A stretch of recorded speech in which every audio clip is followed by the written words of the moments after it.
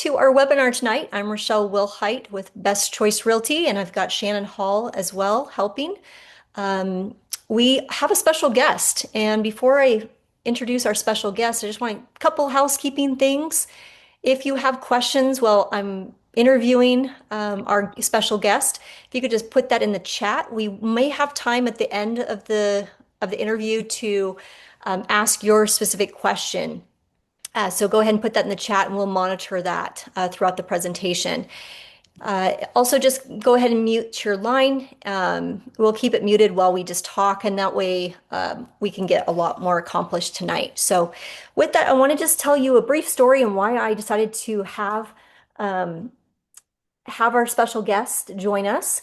Many of you know, I decided to, out of college, I got accepted to study architecture. And I was in real estate, not first. I was actually in architecture school. And when I was in architecture school, I was in a drafting class and at the University of Washington. When I was there, it was just not the thing that I was really passionate about.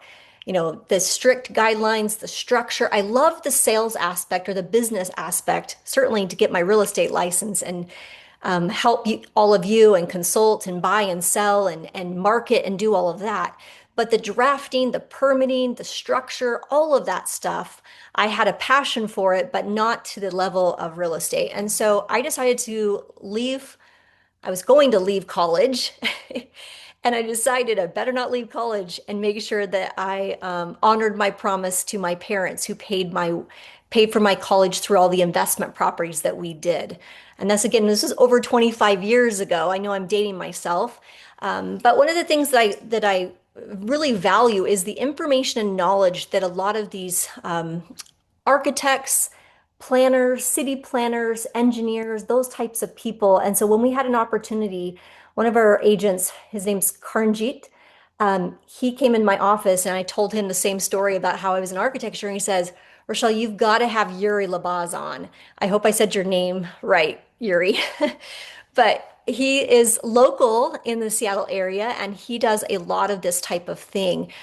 He is with a new company and I will let him share a little bit of his background. But a lot of experience, it looks like, in permits and coordination. Yuri, do you want to kind of share what you do and how you've structured your company? Yeah. He owns his own company now. Yeah. Hey, everyone. My name is Yuri. I have a architectural company, Hardage Group LLC, that um, mainly works with additions, remodels, attached, detached ADUs, and then I've handle all the permitting as well for that. So um, I also work subs in part with Urban Design Group. They mostly do single family residences, brand new construction, multifamily, townhomes, some commercial, and things like that. I've been doing this for, oh gosh, 8 to 9 years now. Started out as a lonely drafter, worked my way up to um, from additions to single family to multifamily, and then started doing permitting as well. So I've been doing that for about 4 years. We've gotten 231 permits approved in Wow. that 4 year span. So that equals out to about a permit a week that gets pushed out. Been working with mostly King County. So I know permitting inside and out with Renton, Kent, SeaTac, Burien, things like that, Bellevue, Seattle. Um, I've gotten close with some permitting techs, some reviewers by name. They know me by name, call them. They say, hey, Yuri, how are you doing? So, yeah, if I am, so I do And permitting. that's a tough county to work in, right? Where it's King County in Washington. Yeah, So if you can get things through those cities, that's pretty impressive. yeah. King County Incorporated is typically the toughest one Okay. with the most delays, but yeah. What made you decide to get into this part of the business? So ironically, I worked as a delivery driver when I was like 18, Really? 19 years old, just trying to, pay my bills. Wound up hurting my back quite severely, so I was not able to drive. And then my cousin who worked under urban design during the '08 crash crisis, he got let go, unfortunately, but he had a backup plan to work with Microsoft, and then got that gig going, and recommended me to kind of fill his role. And then that's when I stepped in and kind of learned from not knowing anything to where I am now. And yeah, it's been a process, but so far so good, I guess. It's pretty impressive. I mean, just to be able to do that many permits in a year is incredible, especially with a county like King. Mm-hmm. Let's go to the next question. So I have a lot of homeowners have asked me questions over the years, Yuri. So I have one of the questions that comes up a lot that I get Mm-hmm. is, what's the biggest mistake that a homeowner would make about a remodel or an addition or structure that you've run into? Thinking that they could do it without permits. And then either a neighbor or an inspector drives by the street because he has another inspection somewhere close by, notices there's construction, puts down the address or parcel number, pulls it up, there's no permitting, then you get a red tag Okay. notice, and And that goes for like, any county and city, yeah, right? I for mean, sure. Yep. they all have that type of way they code things. Yep. So the biggest mistake, what would you say, like, would that be an addition, like a deck, or what Um, do you think comes up the most? so typically anything over uh, each jurisdiction is a little different. Typically anything over 200 square feet of additional space requires a permit. It doesn't matter if it's heated or not heated. Okay. And if it's over three, so if you're doing a deck, if it's 30 or 36 inches above ground height, then you need a permit for it. Um, Okay. so typically those are the kind of nuances that people get caught up on and thinking, oh, this is just a deck, 10 by 5 or 10 by 10 deck. Like, why do I need a permit? And then, you know, they get caught, and Okay. that's where I step in. Um, when you say that you do like permits, Mm-hmm. what do they typically start? What's the simplest permit you could do? And then what's the most complicated one? So the simplest permit is like a tenant improvement. Typically, those permits are the simplest in terms of the documentation you need. If Hmm. it's an interior remodel, um, the cities would want to see an as-built plan of the conditions prior to the remodel and then after what you're proposing. And then Okay. typically they would want a basic generic site plan to see where the house sits on the lot. So those are the simplest ones. The more complicated permits are the, even if it's an addition, if it's near a steep slope or some critical area, um, King County, for example, will need a critical area designation done. If there's a flood zone or floodplain somewhere near, they want documentation making sure that you're not building into that buffer zone or whatever the designation is in, Right. or you're not impacting soil which is poor. So they'll require a geotech report or some kind of other information. And do So you have context for that? So if I got into a situation where I needed a geotech, yeah, does your company handle that type of thing? It's more of that turnkey where I just turn the project over to you, or is that something you just have contacts and I need to do it myself? no. So I have contacts that do that type of work. They're Okay. third party, but I communicate with them fairly often. So if you need a structural, civil, geotech survey, critical area study, we have people that could do that. So Okay, awesome. Can you share with us a project that you worked on, maybe recently, and what Mhm. you or the homeowner learned from that project? Sure.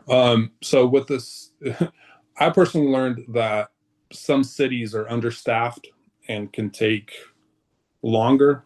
Um, but with and different jurisdictions require different things. So the latest project that got approved on the 18th, it was like 3 days ago. It was a project in Woodinville.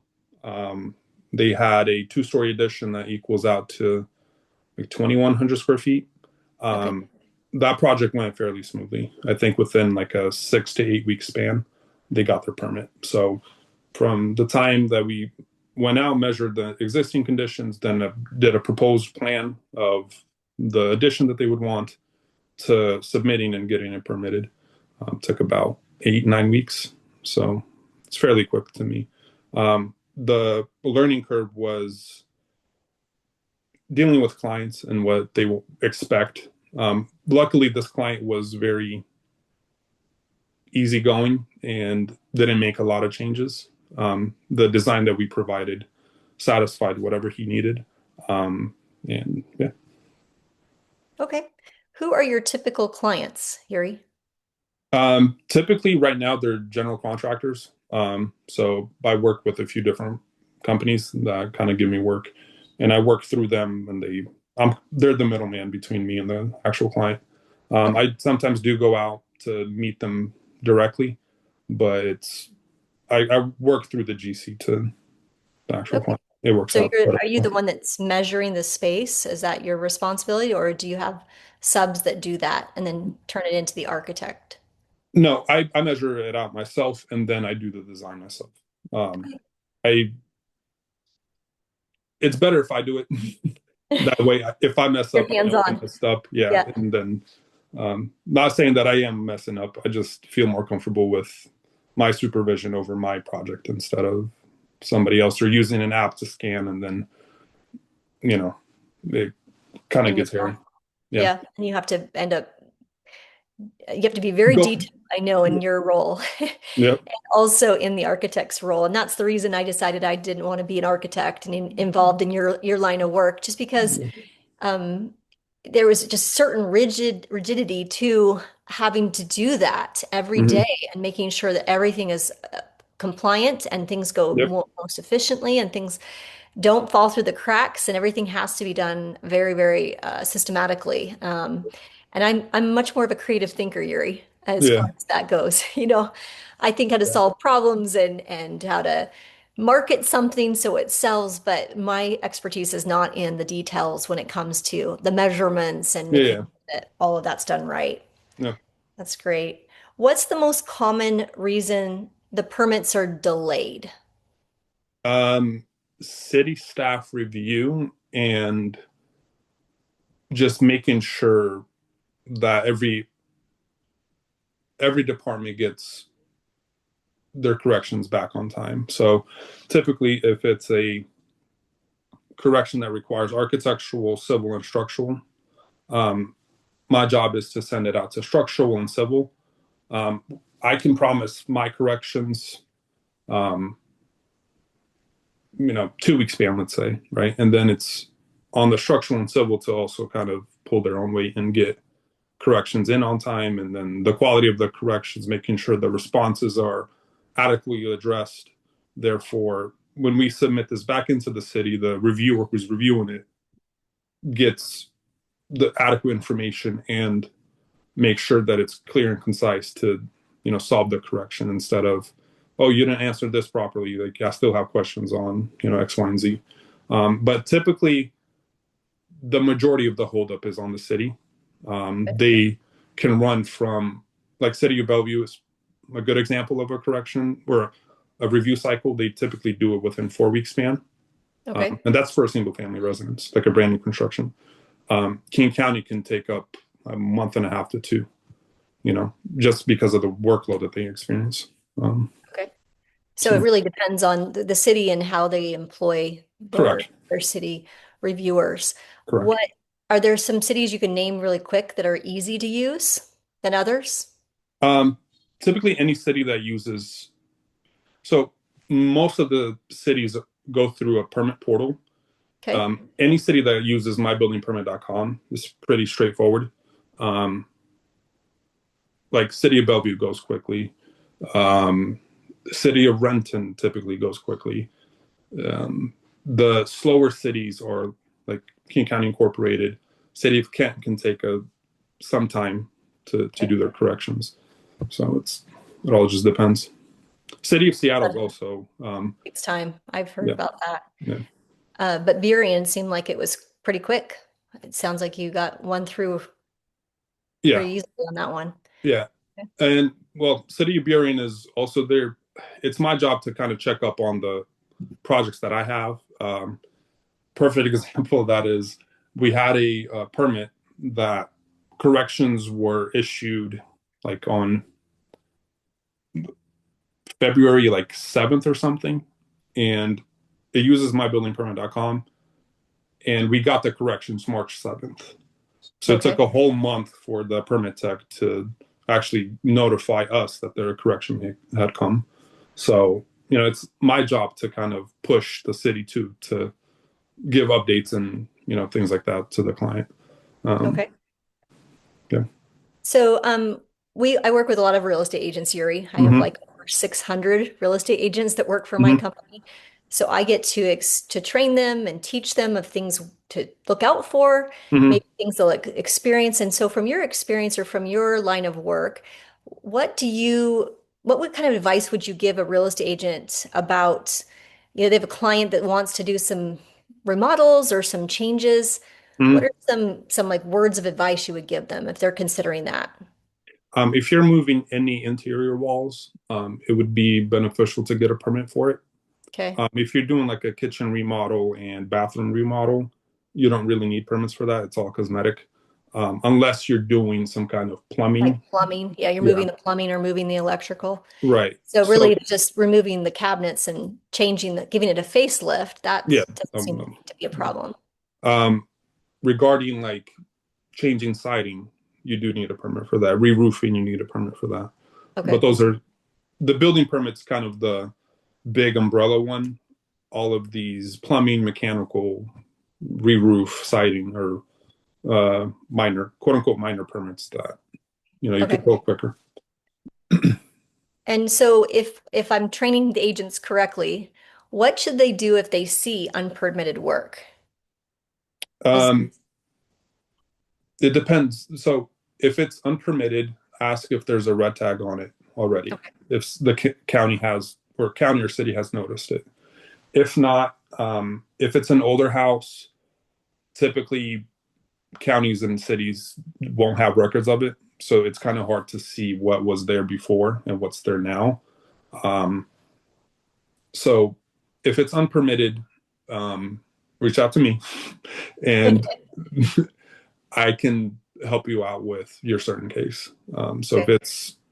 you know, if it's unpermitted, it's a case by case number. So if the existing photos or you find some information that it had a carport, now it's a garage, that's an Hmm. unpermitted thing. We need to get it permitted. Um, so it's up to us to now show a carport as the existing, even though it's not existing at the moment, and then show the proposed, which is the garage, and Yeah. get that done. No, it sounds like the right advice, Yuri. I think the what where we go wrong sometimes in our line of work is that um we wait for the appraiser to come out and Mm-hmm. flag something, and Mm-hmm. then we have to delay our closing, right? Mm-hmm. All the way, to take care of the permitting process. And then we get frustrated. And it's like if we would have caught this early on and asked the right questions or connected with you or connected with somebody to actually ask those questions.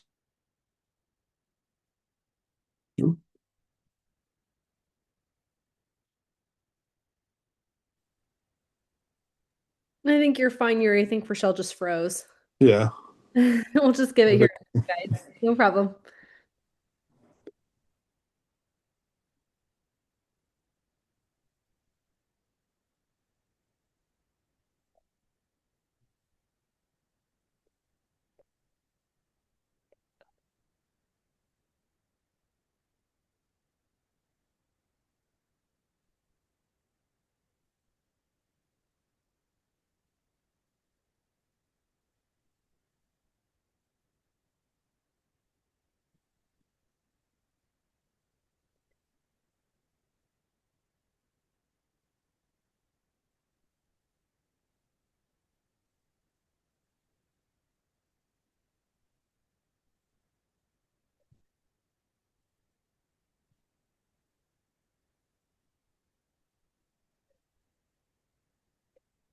I think Rochelle just dropped off for a second, guys. We're just gonna take a 2-minute little coffee break. We'll come right back. So just hang on for a minute.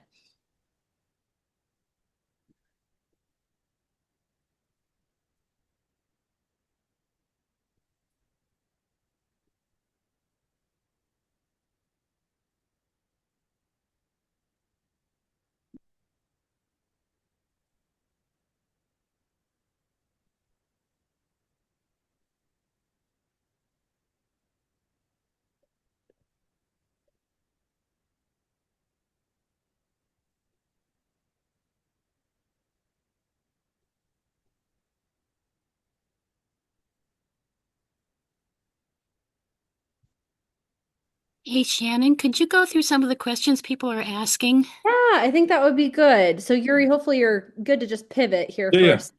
I think we're having some internet issues on Rochelle's side, so I'm gonna wrap up here with just a little bit of Q&A. So if you guys have other questions, throw them in the chat. I will ask them for you, especially if you're a little bit shy. So some of the quick questions I had is, and you may have already answered this, the costs on different types of permits on average. Ooh, Um, it all depends. Each and every year, fee schedules get updated and they okay. don't go cheaper. It's always more expensive. It depends on if it's a depends on the square footage and um, on the scope of work. Typically, the cities would have a fee schedule that they post, so you could kind of ballpark a number. Um, Okay.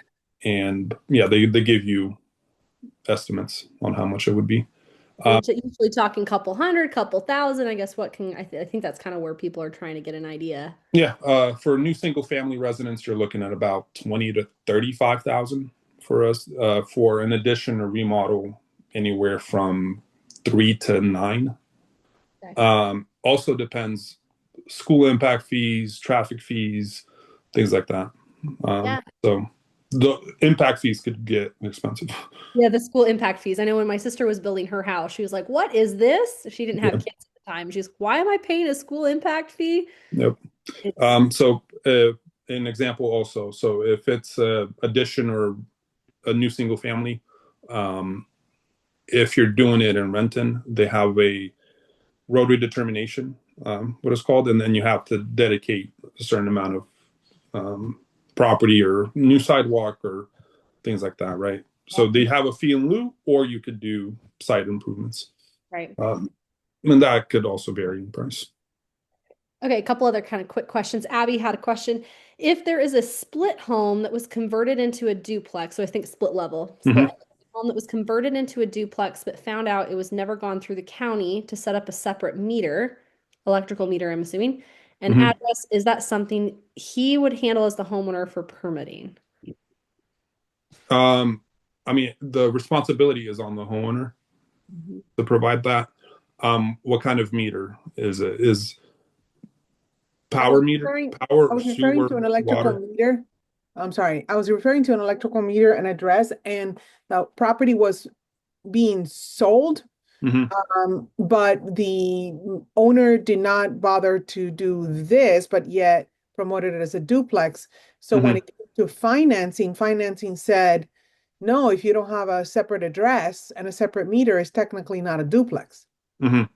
Is it going through PSC or what electrical company? It was in Renton, so I think so. Okay. Um, I would reach out to City of Renton, speak with or Adrian Alexander. She's the permit tech, or I forget the other guy's name. There's another permit tech. Yeah, his name escapes me. And have them point you in the right direction. So if it goes through the city of Renton, it's easier if it goes through Puget Sound Energy.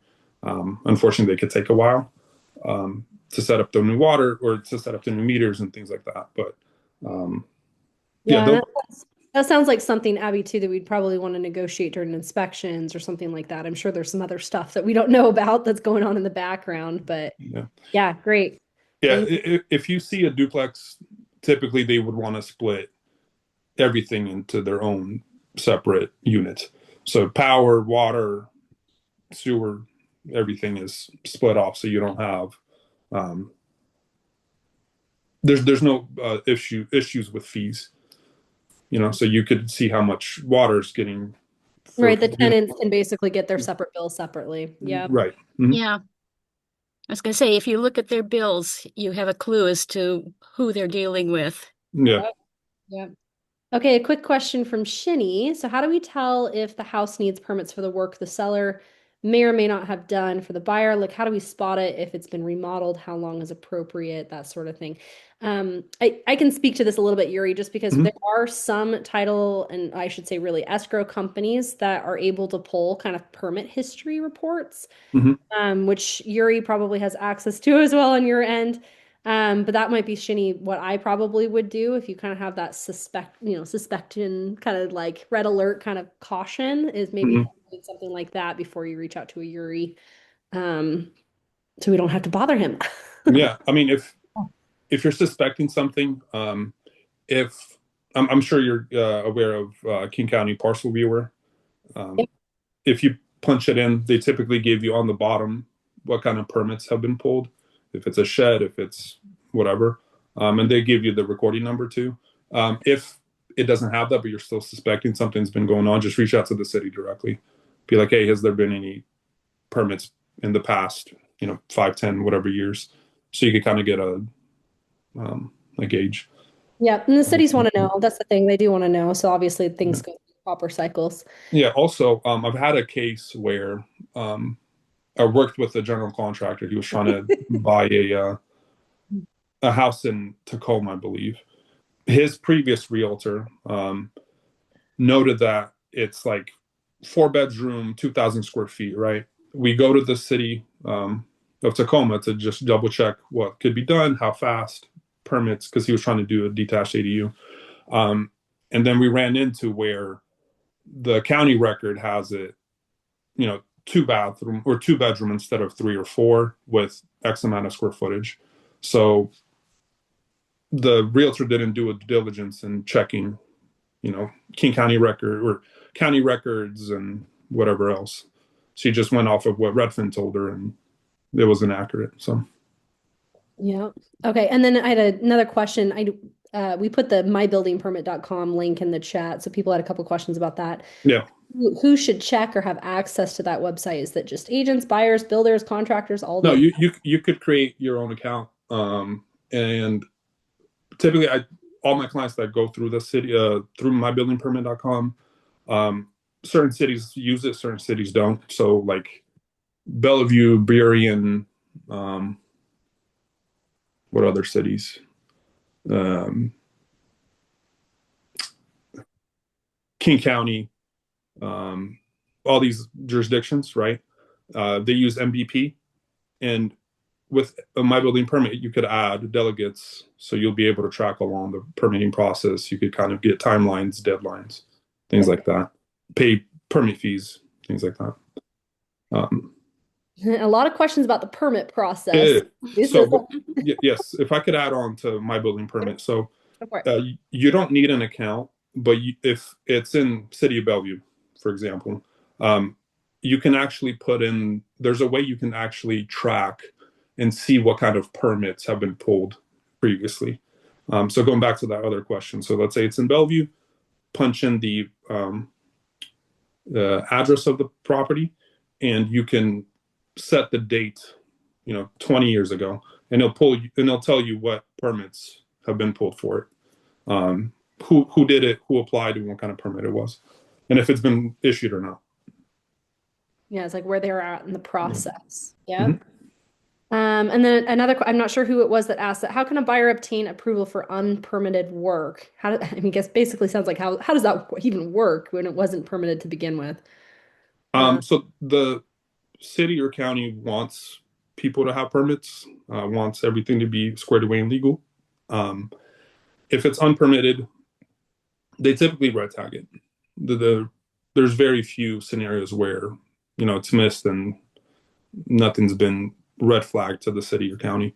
So If it's let's pause for a second because I Sure. think some of our agents they don't know what a red tag is. So A red tag is a notice saying, hey, you're doing something illegal without a permit. Stop all work. post it on your door. You will Correct. know. if you've Yeah. got a red tag notice. Yep. Yes. And then they tell you you need to get a permit by or apply for a permit by such and such date, or fees will uh, start adding up. So a red tag is a no stop work order, and you need to have it professionally approved. The permit. So let's say it was kind of like an addition on the back of a house or something like that. They got a red tag on the door. What would the homeowner have to do in that type of scenario? Also depends on what jurisdiction. So if it's King County, you have to apply for an ABC pre-app meeting. It's, in my opinion, it's a useless pre-app meeting. They just basically tell you, hey, you need to follow current code, and here's what documents you need. Typically, if it's a red tag, King County excluded, reach out to a person like me. I pull up a checklist of what you'll need. So if it's an addition, cities have checklists of additions. You need a site plan, architectural plan, structural plan, maybe civil if it's a large addition. You basically follow that checklist, provide all the documentation that they need, and off you go. So there's a process for it. Don't be scared by it, but Correct. Yeah, they're not going to throw something at you that you haven't seen before. They're trying to help you out to get your permit. yep. And if they don't handle the red tag notice, let's say we have a naughty client. Expect some fees, and they're not cheap. So, Okay, so hopefully that answered your guys' questions. Okay, I think that's everything that we had tonight that came through. So thank you so much, Yuriy, for joining us tonight. I did want to put it here on the screen so you guys can see his information. So if you're wanting to get a hold of him, I didn't have a phone number for you, Yuriy, so I don't know if you want to throw that in the chat for us. Sure. I don't know how to use the chat. One sec. Or if you just want to spout it off, that works too. No, I could type it in. So, Okay, perfect. But take a screenshot. He is a good contact to have, especially if you're working in, sounds like King County, South King County. Pierce County, anywhere in Washington, really. I mean, Okay. Shannon, there was one other question we had that came in from Shi Chin. If the bathroom has had a shower added? Okay, yeah, I must have missed one. If a bathroom has had a shower added and some plumbing work done without a permit, would that be a concern for a buyer? And I think I would answer the she for Yuriy is where are you at in the process? Are you under contract right now? Are you where are you at in the process of the sale process? But I think outside of that, for the homeowner, should they be concerned? Yuriy, you can speak to that, I would imagine. it would add value to your equity in home if you get it permitted and it's legally recorded that you're, instead of 2.5 bathrooms, now you have 3, right? Or however many. So it adds value to it. Those kind of permits are typically, I've had one where it got issued within a 2-3 week span. I just went out, measured, added a bathroom or added a shower, and off it went. And then plumbing, usually with LNI or the local jurisdiction. So those permits are easy. There's no additional impervious surface area added. It's just a simple, quick thing. Okay. Perfect. Well, thank you so much. Thanks again, Yuriy, for joining. No problem. Thank you guys for joining in. Hopefully you guys found this helpful. We've got more coming up, so stay tuned. If you need some help on close, we're doing training on that this Friday. So look on our calendar, grab the Zoom link from there. We'll be going over 101 and a little bit more advanced sessions as we do every Friday. And then we've got another topic coming up on Monday. So no guest speaker on Monday. We're doing the topic this next week. Candace has some things to share with you guys that will help you with the upcoming market. But thanks so much and happy Monday. It's spring selling season. It's already here. So good luck this week. Thank you, Yuriy. It was nice to meet you. No problem. Thanks for joining us. This was incredible. So thank you so much. Thank you. Appreciate it. Thanks, you guys. Thank you for your time. Have a great week. You too. Bye-bye.